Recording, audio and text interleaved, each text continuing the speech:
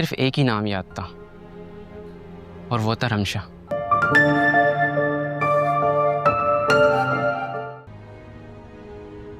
किसी रोड पे मिले थे ये। जब इन्हें यहाँ लाया गया तो इनकी हालत काफ़ी ख़राब थी।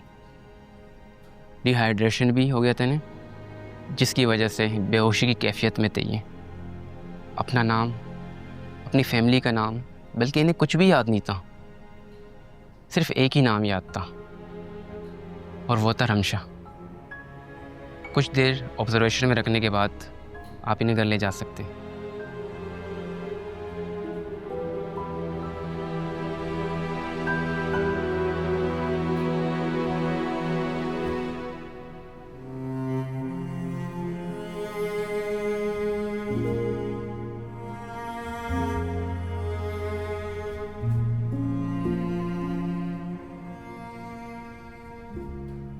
हनी